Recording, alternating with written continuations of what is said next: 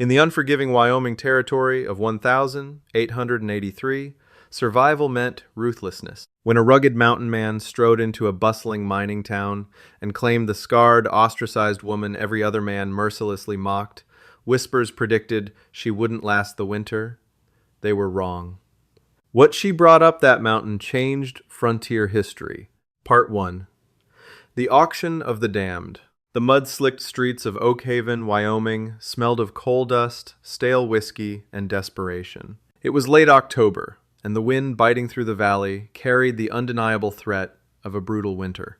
Inside the drafty confines of the First Congregational Church, Reverend Amos Caldwell was presiding over a crude, though legally binding, matrimonial social. The town's single women, mostly widows from the recent coal mine collapse or desperate arrivals off the Union Pacific, stood awkwardly near the altar, wearing their finest calico dresses, their faces pinched with cold and anxious hope.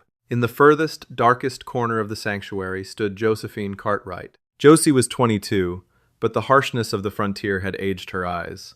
She wore a faded, oversized wool coat to hide her left leg, which was braced with stiff leather and iron. 2 years ago, a runaway supply wagon had shattered her femur, leaving her with a pronounced, halting limp. But it wasn't just the injury that made her a pariah. It was her bloodline. Her father, Josiah Cartwright, had been a notorious safecracker and stagecoach robber hunted by the Pinkerton Detective Agency across 3 territories before being gunned down in Cheyenne. The good citizens of Oak Haven viewed Josie not as a victim of her father's sins, but as an extension of them. She worked off her father's lingering debts as a scullery maid at Mrs. Higgins' boarding house, enduring daily mockery and silent disdain. Today, she had been forced to attend the social by Mrs. Higgins, who was tired of feeding her. "Step right up, gentlemen," Reverend Caldwell bellowed, his booming voice echoing off the timber walls. These fine Christian women are looking for honest, hard-working providers. The local miners, ranchers, and shopkeepers milled about, sizing the women up like livestock. Deals were struck. Hands were shaken. Soon, only 3 women remained. Then 2. Finally, only Josie stood in the shadows. A drunken prospector named Jebediah Rourke leaned against the pew, a cruel grin splitting his beard. "Well, Reverend, looks like you got a defective unit left over." Who'd want a crippled rustler's spawn? She couldn't outrun a lame badger, let alone keep a cabin clean. A ripple of mean-spirited laughter echoed through the church. Josie kept her chin high, though her hands trembled violently inside her pockets. She stared straight ahead at the stained-glass window, refusing to let them see her cry.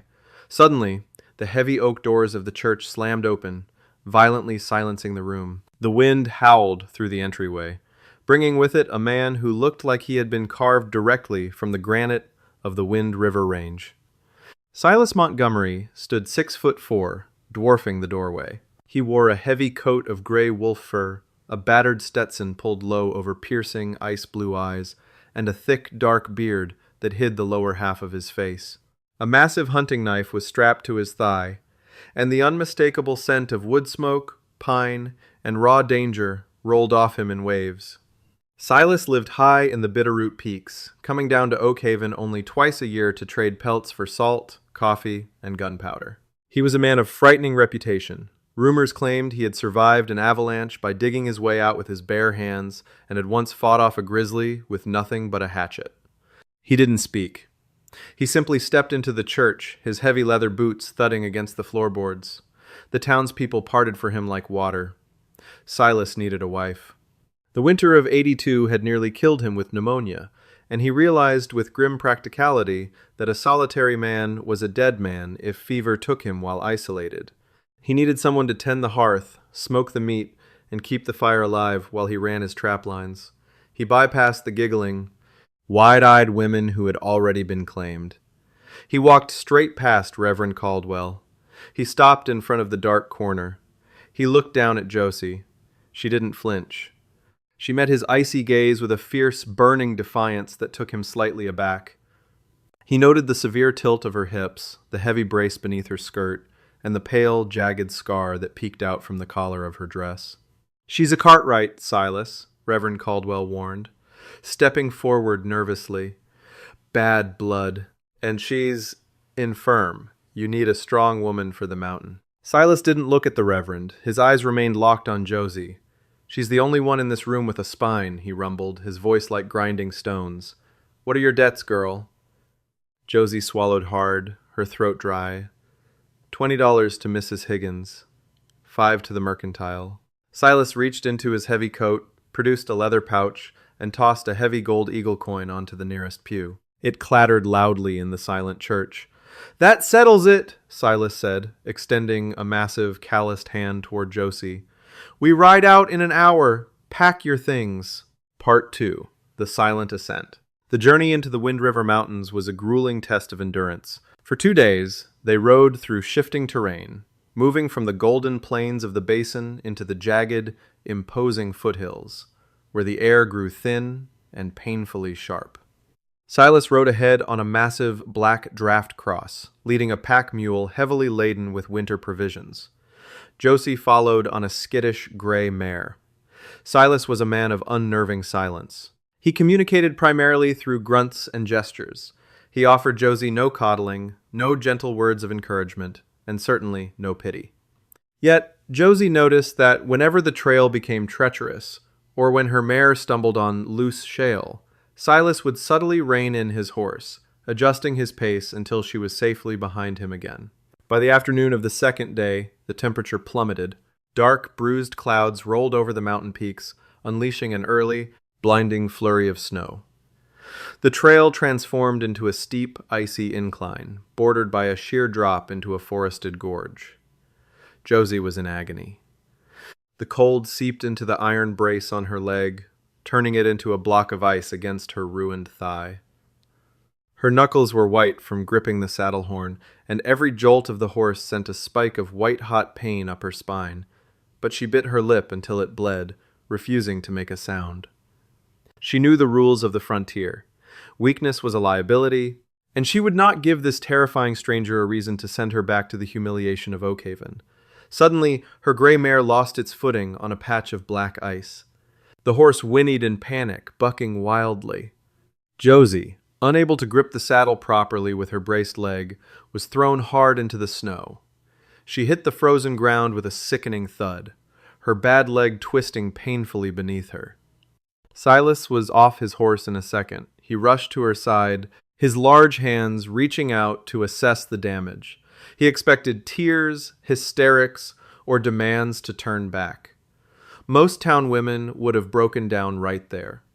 Instead, Josie shoved his hands away. She was pale, shaking, and gasping for breath, but her eyes blazed with a stubborn fury. Using the trunk of a nearby pine sapling, she hauled herself upright. She didn't complain about the pain. She didn't look at the terrifying drop to her right. She simply limped back to the mare, grabbed the reins, and looked at Silas. I'm fine, she lied through chattering teeth. Let's keep moving. The snow is getting heavy. Silas stared at her for a long moment, the wind whipping his heavy fur coat. A flicker of something akin to respect crossed his hardened features. He gave a single, curt nod, hoisted her up by the waist, and placed her back in the saddle as easily as if she were a child. They arrived at the cabin just as the sun dipped behind the peaks, plunging the world into a freezing, inky blackness. The cabin was a sturdy, log-hewn structure built into the side of the mountain, heavily insulated with mud and moss. Inside, it was a disaster. It was the den of a man who cared only for survival, furs piled haphazardly, animal traps scattered across the floor, and an inch of ash choking the massive stone hearth. It ain't much, Silas muttered, lighting a kerosene lantern. Take the cot. I'll sleep on the furs by the door. That night, the real test began. Exhausted, Josie collapsed onto the small cot in the corner, falling into a deep, dreamless sleep. But hours later, she was jolted awake by a cacophony of terrifying sounds. Outside, the pack mule was screaming in terror. It was a high, frantic noise, accompanied by a chorus of low, guttural snarls. Wolves, a starved pack, driven down from the high ridges by the early snow, had smelled the fresh meat on the pack mule. Silas was out of his bedroll in a flash. He grabbed his heavy Winchester rifle from the wall and kicked open the heavy front door, plunging out into the blizzard. The wind roared, instantly drowning out his shouts. Josie didn't cower under the blankets. The adrenaline of her chaotic childhood surged through her veins. When she was a girl, hiding in canyon caves while her father evaded the law, she hadn't learned to embroider, she had learned to shoot. She threw off her blanket and limped rapidly to the window. In the pale moonlight reflecting off the snow, she saw chaos. 5 massive timber wolves were circling the mule pen. Silas had dropped one, but another had flanked him, silently stalking through the deep snow just behind his blind spot, preparing to lunge at his back. Silas was distracted, trying to reload in the freezing cold while keeping the main pack at bay. Josie's eyes darted around the cabin. She saw a dusty, Sharps buffalo rifle leaning against the hearth, alongside a bandolier of heavy cartridges. She didn't hesitate. She grabbed the heavy weapon, snapped the breech open, slid a massive 50 to 90 cartridge into the chamber, and hauled it to the window. She smashed the window pane with the butt of the rifle. The cold wind blasted into her face. She rested the heavy barrel on the shattered sill, ignoring the glass biting into her palms. She took a deep breath, exhaled slowly, and sighted the wolf creeping up behind her husband. The Sharps rifle roared like a cannon inside the small cabin, kicking violently against her bruised shoulder. Outside, the wolf attempting to ambush, Silas dropped instantly, a massive hole punched through its ribs. The thunderous echo of the buffalo gun echoing off the canyon walls panicked the remaining wolves. Realizing they were outgunned, they turned and scattered into the dark timberline. Silas whipped around, staring at the dead wolf mere feet from him. He then looked up at the shattered cabin window. Josie stood there, the heavy rifle still smoking in her hands, her face calm and unreadable in the lantern light. Silas walked back inside, brushing the snow from his beard. He looked at the heavy Sharps rifle, then at the scarred, limping woman he had bought for $25. "Where did you learn to shoot a .50 caliber buffalo gun without breaking your collarbone?" he asked softly. Josie set the rifle down. "My father was Josiah Cartwright," she said evenly, expecting him to finally cast her out. "He taught me how to drop a moving target at 200 yards before I learned how to read." Silas didn't look disgusted. He didn't look angry. Instead, a slow, genuine smile cracked through his thick beard, the first smile she had seen on him. "Well, Josephine," Silas said, locking the heavy door, "looks like I got a bargain. Would you like me to continue with parts 3, 4, and 5 of the story?" Part 3. The Hearth and the Hidden Past. By late November, the Wind River Range had become an impenetrable fortress of white, sealed off from the rest of the Wyoming Territory by snowdrifts 10 feet high. The isolation would have driven most minds to the brink of madness, but for Silas and Josie, it forged an unexpected sanctuary. The chaotic, soot-stained hovel Silas had lived in for years slowly transformed under Josie's relentless, practical care. Despite the iron brace biting into her leg with every step, she worked from sunup to sundown. She boiled the grease out of his heavy winter gear, scrubbed the ash from the stone hearth, and organized his haphazardly stacked pelts into neat, easily manageable bales. Using dried wild onions, salt pork, and marrow bones, she turned the meager, tasteless rations Silas usually survived on into thick, life-sustaining stews. Silas, a man accustomed to the brutal silence of solitary survival, found himself watching her in the amber glow of the firelight. He noted the way she never complained, even when the damp cold caused her injured leg to lock up, forcing her to drag it behind her like a dead weight. One evening in mid-December, while a blizzard raged outside, Silas sat by the fire whittling a thick piece of seasoned hickory wood. Josie was at the small table, meticulously repairing a tear in his canvas heavy coat with a bone needle. Silas abruptly stood up, walked over, and placed the carved hickory wood on the table. It was a walking stick, but not a simple staff. The handle was beautifully sanded and curved to fit the palm of her hand perfectly, and the length was measured exactly to accommodate the awkward tilt of her braced leg. He had even capped the bottom with a piece of beaten iron from an old horseshoe for traction on the ice. Josie stared at it, her hands halting their rhythmic stitching. In all her 22 years, no one had ever built something specifically to ease her burden. The men in Oak Haven had only ever seen her limp as a mark of broken goods. "The snow's getting deeper," Silas grumbled, refusing to look her in the eye as he poked at the fire with an iron rod. You're too slow moving between the woodpile and the door. If a catamount comes down from the ridge, you need to be able to keep your footing. Josie gripped the smooth handle of the hickory stick. A lump formed in her throat, thick and heavy. "Thank you, Silas," she whispered, her voice cracking just a fraction. He gave a low grunt of acknowledgement, but as he turned his back, she saw the tension in his broad shoulders ease. It was the closest thing to a declaration of affection the mountain man could muster. But the mountain's peace was an illusion, masking a deadly storm brewing below in the valley. In the coal-choked town of Oakhaven, a stranger had stepped off the stagecoach from Cheyenne. He wore a pristine bowler hat, a tailored broadcloth suit, completely unsuited for the frontier, and carried a silver-handled walking stick. His name was Gideon Cross, a former Pinkerton detective who had been quietly dismissed from the agency for his excessively brutal and often lethal methods. Gideon was the man who had tracked down Josiah Cartwright 2 years ago. The official report stated Josiah had died in a shootout resisting arrest. The truth, known only to Gideon, was that he had ambushed Josiah in an alley, shooting him in the back. Gideon hadn't done it for the law. He had done it for the Opal Creek payroll, $40,000 in untraceable Union Pacific gold that Josiah had stolen and buried somewhere in the territory before his death. Gideon had torn Josiah's hideouts apart, tortured his former associates, and found nothing. His last resort was the outlaw's crippled daughter. It didn't take Gideon long to extract the information he needed.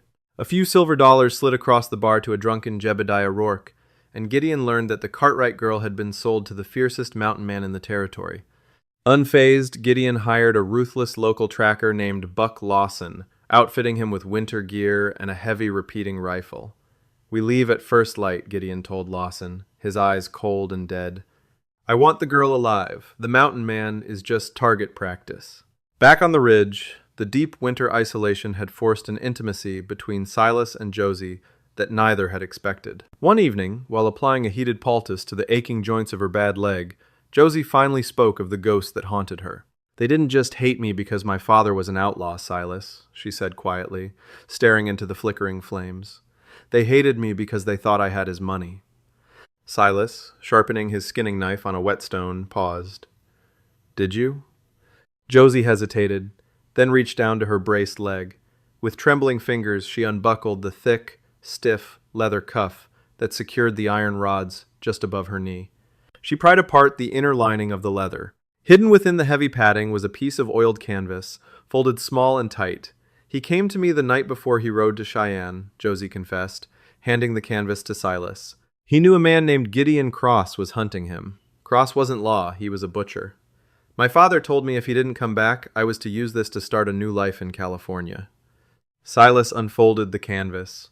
It was a hand-drawn map of a limestone cave system near the Colorado border, marking the exact location of the stolen Union Pacific gold.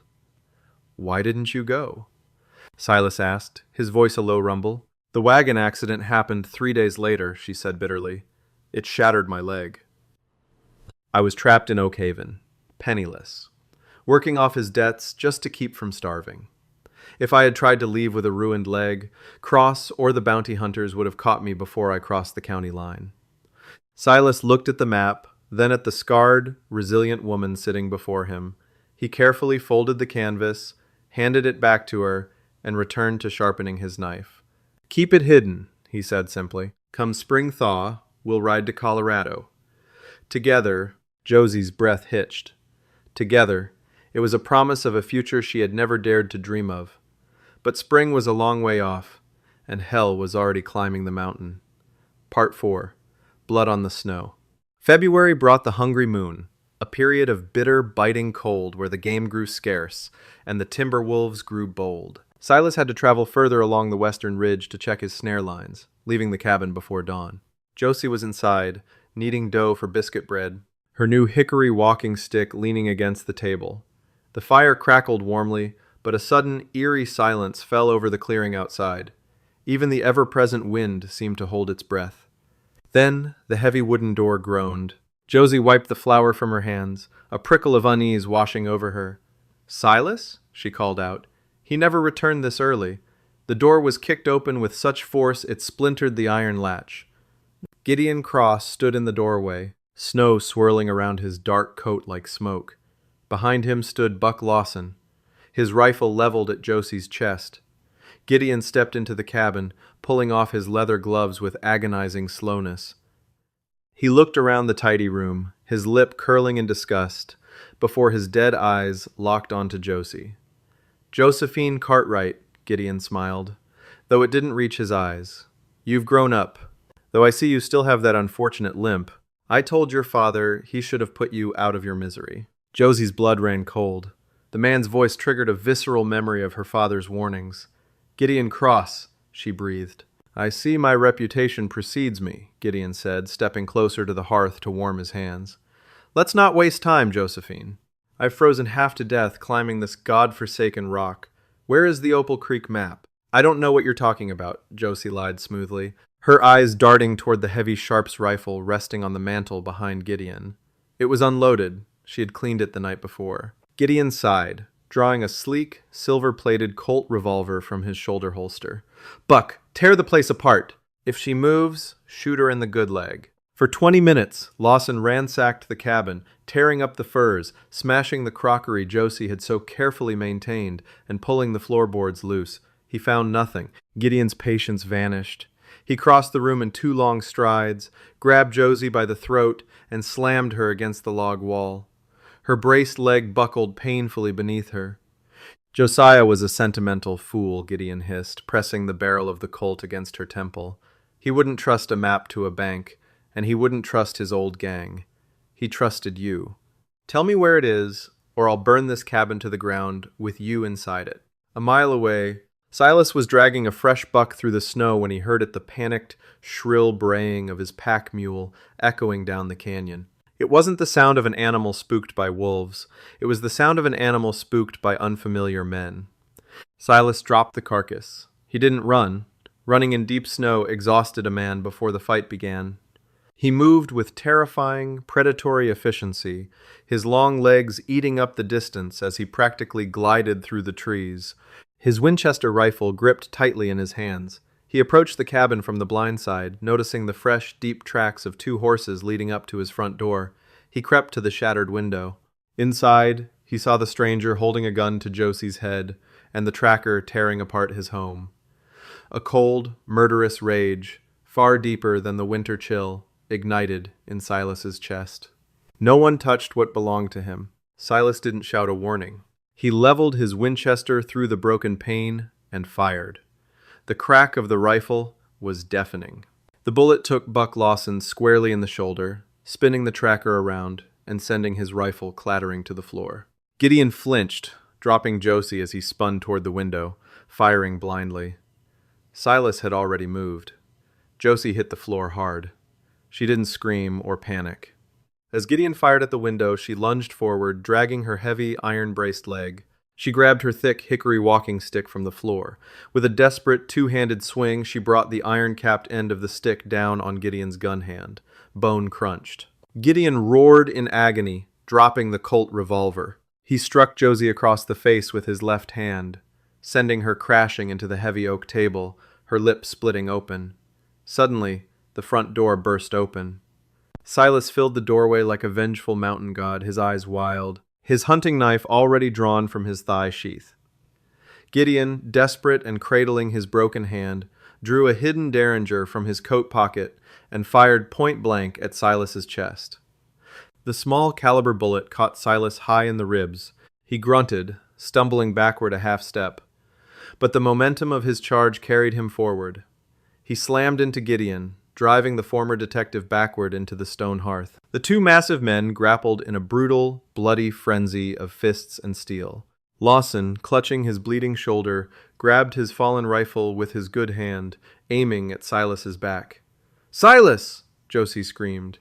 Unable to reach Silas in time, Josie grabbed the only thing near her, a cast-iron skillet sitting on the stove, still filled with boiling bacon grease from the morning's cooking. She hurled it at Lawson. The heavy iron struck the tracker in the chest, splashing the scalding grease across his neck and face. Lawson shrieked, dropping the rifle again and collapsing to the floor in agony. At the hearth, Gideon had managed to drive his knee into Silas's bullet wound. Silas gasped, his grip loosening just enough for Gideon to reach for a piece of heavy firewood. Before Gideon could strike, Silas let out a primal roar, drove his elbow into Gideon's throat, and brought the heavy pommel of his hunting knife down on the man's skull.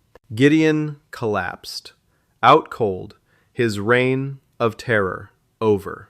Silence rushed back into the ruined cabin, broken only by Lawson's whimpering and the crackle of the fire. Josie scrambled to her feet, ignoring the throbbing pain in her face, and rushed to Silas. The mountain man was leaning heavily against the stone chimney, his breathing ragged. He looked down at his chest. His heavy gray wolf coat was stained with a spreading patch of dark, wet crimson. He looked at Josie, tried to speak, but only coughed up a fleck of blood. Then, the man who had conquered the mountain slowly slid down the wall, collapsing motionless onto the floor. Part 5. The Long Winter Night. Panic was a luxury Josephine Cartwright could not afford. As Silas's massive frame hit the floorboards, the true brutality of the frontier closed in around her. The wind shrieked through the shattered window, threatening to freeze the cabin solid, and two dangerous men were incapacitated but still breathing in her home. Josie limped rapidly to the heavy oak table, righted a fallen chair, and grabbed the thick coil of braided rawhide Silas used for packing pelts. She moved with ruthless efficiency. First, she hauled a groaning Buck Lawson toward the central load-bearing timber of the cabin, binding his hands and feet so tightly the leather bit into his wrists. He whimpered as the blistered skin on his face pulled taut, but Josie offered no mercy. Next, she dragged Gideon Cross by the collar of his expensive coat, lashing him securely to the heavy iron leg of the wood stove. Only when the intruders were immobilized did she drop to her knees beside Silas. His breathing was shallow, his lips pale beneath the thick beard. The Derringer bullet had struck him high in the right side of his chest. Blood pulsed steadily between his fingers where he instinctively clutched the wound. Josie carefully peeled back the heavy layers of wolf fur, canvas, and wool. "Silas," she whispered, her voice tight with fear. "Silas, keep your eyes open." He gave a weak, rattling cough. "Cold," he mumbled, his icy blue eyes struggling to focus. Josie scrambled to her feet. She stoked the hearth fire until it roared, throwing a harsh, flickering light across the bloody cabin. She grabbed a clean linen flour sack, her father's flask of cheap rye whiskey, and the slender bone needle she had been using earlier. Returning to Silas, she poured the burning whiskey directly into the open wound. Silas roared in agony, his massive body arching off the floor. Josie pressed her weight against his shoulders to keep him still. She didn't have forceps. She only had her fingers and her father's skinning knife. "I have to get it out," she told him, her voice trembling but resolute. "Hold still." Using the sterilized tip of the knife, she probed the torn flesh. The bullet had struck a rib and deflected, lodging itself cleanly in the muscle rather than puncturing a lung. With a sickening scrape of metal on bone, she pried the small lead ball loose. It clattered to the blood-stained floor. Josie quickly packed the wound with the clean linen, binding his chest tightly with strips torn from her own petticoat to stop the bleeding. For the next 3 weeks, the cabin became a purgatory of ice and fever. Silas drifted in and out of consciousness, his body fighting off a vicious infection. The man who had been her protector was now entirely dependent on her. Josie barely slept. She dragged her iron-braced leg around the cabin, chopping wood, melting snow for water, and boiling willow bark to bring down Silas's raging fever. Gideon, bound to the stove, watched her with calculating eyes. As his broken hand swelled and purpled, his arrogance slowly curdled into desperation. "He's dying, Josephine!" Gideon croaked one freezing midnight, the wind howling outside. "Look at him! The mountain man is beaten! Untie me! I have money in Cheyenne. I can get you out of here, get you to a proper doctor for that ruined leg." Josie was sitting by the hearth, exhaustion carving deep shadows under her eyes. She slowly turned her head, the hickory walking stick resting across her lap. "My leg isn't ruined, Gideon," she said softly, her voice carrying the cold edge of the winter wind. "It just makes me harder to knock down. And if you speak to me again, I'll take this stick and break your other hand." Gideon looked into her eyes and saw the ghost of Josiah Cartwright looking back. He swallowed hard and fell silent. By early March, the fever broke. Silas opened his eyes to see the fire burning bright and Josie asleep in the chair beside him, her hand resting protectively over his. He took a deep, painful breath. He was weak, half-starved, and scarred, but he was alive. He looked across the room at the two bound men, shivering and broken in the corner, and then back to the scarred woman who had single-handedly held the line against hell itself. He didn't just owe her his life. He knew, with undeniable certainty, that he had given his heart to the fiercest soul in the Wyoming Territory. Part 6. Thaw and Retribution. The spring thaw came in late April, transforming the treacherous, icy trails into a rushing network of mud and snowmelt. The Wind River Range was waking up, and so was Silas Montgomery. Though he moved with a slight stiffness in his chest, Silas had regained his terrifying strength. Together, he and Josie prepared for the descent. They loaded the pack mule with the winter's harvest of furs. Then they hauled Gideon Cross and Buck Lawson, both men gaunt, filthy, and broken in spirit, onto the backs of two spare horses, tying them firmly to the saddle horns. When they finally rode down into the Oak Haven Basin, the town stopped dead in its tracks. The miners, the shopkeepers, and the gossiping widows poured into the muddy street, their jaws slack. They had fully expected to find the Cartwright girls' frozen bones in the spring. Instead, they saw a procession of vengeance. Silas rode at the front, looking like a scarred king of the peaks. Behind him rode Josephine, sitting tall and proud on her gray mare, the heavy buffalo rifle resting easily across her lap. And trailing behind them were two heavily armed, dangerous men, bound like livestock. They stopped in front of the U.S. Marshal's office. Marshal Ezekiel Harper stepped out onto the boardwalk, chewing on a matchstick, his eyes widening beneath the brim of his hat. "Marshal," Silas rumbled, his voice echoing in the silent street, "found some trash trespassing on my ridge. Figured you might want to take out the garbage." Marshal Harper recognized Gideon Cross immediately. "Cross is wanted for stage robbery and murder down in Colorado, Silas. There's a $2,000 bounty on his head." "Give it to the church," Josie said loudly, making sure Reverend Caldwell and Mrs. Higgins heard her from the crowd. "We don't need it." She didn't look at the townspeople who had mocked her, shunned her, and sold her. They were ghosts to her now, relics of a life she had outgrown. Without another word, Silas and Josie turned their horses toward the southern trail, leaving Oak Haven behind forever. They rode for 2 weeks, crossing the border into Colorado, guided by the oiled canvas map hidden in Josie's brace. High in a limestone canyon, behind a waterfall swollen with spring runoff, they found the cave. Buried beneath 3 feet of loose rock was a heavy, iron-bound lockbox. Silas smashed the rusted lock with a pickaxe. Inside, wrapped in oilcloth, gleamed $40,000 in pristine Union Pacific gold eagles. Josiah Cartwright's final desperate gift to his daughter. "California?" Silas asked, looking at the fortune, then up at his wife. Josie shook her head, a genuine radiant smile breaking across her face. "No, Montana. I hear the air is clear, the land is wide, and there are mountains that need taming." Silas chuckled, a deep, rumbling sound that felt like home. He reached out, his massive, calloused hand gently brushing a stray lock of hair from her scarred cheek. "I reckon we can handle that." 5 years later, the Montgomery Ranch became the largest and most prosperous spread in the Montana Territory. They bred draft horses and ran cattle across 10,000 acres of pristine frontier. The local ranchers spoke with awe of the towering, quiet man who could tame a wild Mustang with a whisper, and the formidable, fiercely intelligent woman who managed the empire with an iron will and a hickory walking stick.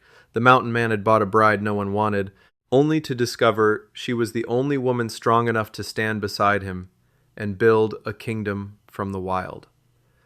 Main characters: Silas Montgomery, a fiercely independent, hardened mountain man who lives in the harsh Wind River Range.